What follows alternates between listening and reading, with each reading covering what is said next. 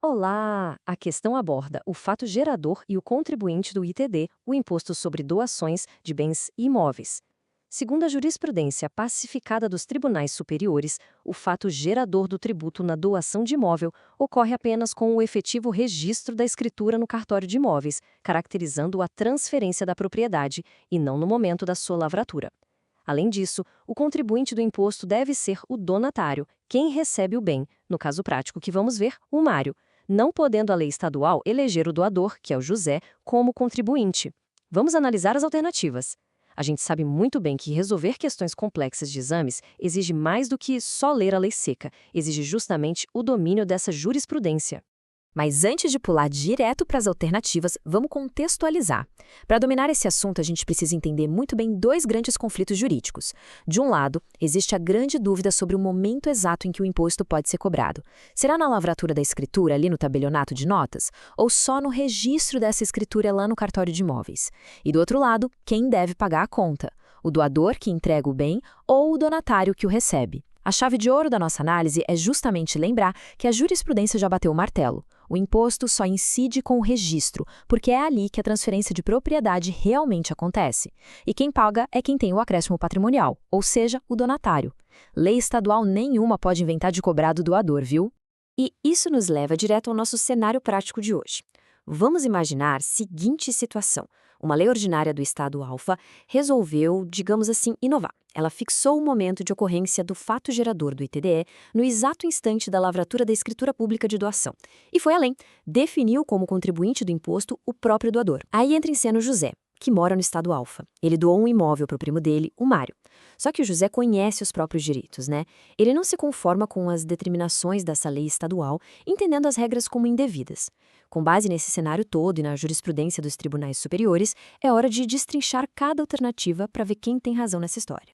Começando pela primeira opção. A alternativa A está incorreta, pois a Constituição Federal de 1988 não estabelece expressamente quem é o contribuinte do imposto. O ponto crucial aqui é ler a justificativa com muito cuidado. A conclusão de que o Mário deva ser o contribuinte até faz sentido e está alinhadíssima com os tribunais. Mas a justificativa legal escorrega feio. A Constituição, de fato, outorga competência para instituir o imposto aos estados, claro, mas ela não desce a esse nível de detalhe no seu texto. Logo, fundamentar essa exclusão do José com base exclusivamente e diretamente no texto constitucional torna a alternativa falsa. Avançando, dá só uma olhada em como as bancas examinadoras tentam confundir a mente de quem está prestando a prova. A alternativa B está errada. O Código Tributário Nacional diz no artigo 42 que qualquer das partes pode ser o contribuinte, sendo a jurisprudência que consolidou a figura do donatário como contribuinte do ITCMD. O CTN, por si só, deixa uma margem super aberta, ele não é rígido nesse ponto, então não é uma determinação engessada da lei. Foi o entendimento contínuo dos tribunais superiores, julgamento após julgamento, que consolidou e bateu o martelo nessa figura do donatário. E quanto à próxima opção? A alternativa C afirma que o fato gerador pode ser fixado na lavratura. Incorreta, pois a propriedade imóvel só se transfere com o registro imobiliário. Fazer uma escritura pública de doação lá no tabelionato é um ato super importante de intenção e que formaliza o negócio jurídico. Mas a riqueza, o patrimônio em si, só muda legalmente de mãos quando o registro no folho real acontece de fato. É um requisito do sistema jurídico brasileiro. E não havendo transferência de propriedade ainda, não existe fato gerador do ITDI.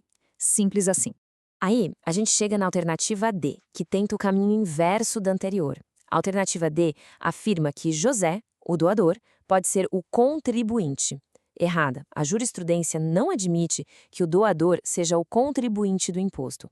Basta pensar no seguinte: o imposto incide sobre o acréscimo patrimonial. Ele recai sobre quem está recebendo o bem de forma gratuita.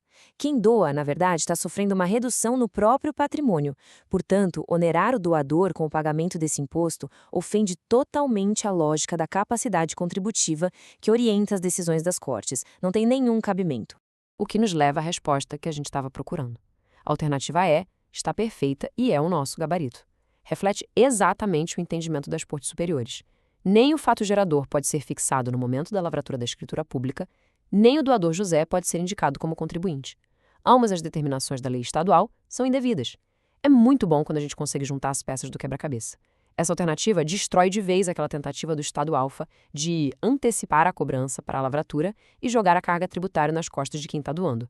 É a consagração absoluta da tese jurisprudencial, para fixar esse conhecimento de vez e não deixar passar nenhum detalhe importante. Resumindo, o ITD sobre imóveis só incide no momento do registro no fólio real, e o contribuinte é o donatário. A mera lavratura da escritura não tem força para iniciar a cobrança do tributo. A conta vai sempre para quem recebe o bem. Gabarito oficial, letra E. Bons estudos. Essa é a regra de ouro que salva pontos preciosos em qualquer avaliação e organiza a relação entre os estados que cobram imposto e os cidadãos. Agora, para encerrar essa nossa análise com chave de ouro, vale uma reflexão muito séria. Se as leis locais frequentemente contradizem a jurisprudência consolidada, tentando antecipar arrecadações ou transferir obrigações de forma totalmente ilegal, qual é o nosso papel diário no mundo do direito?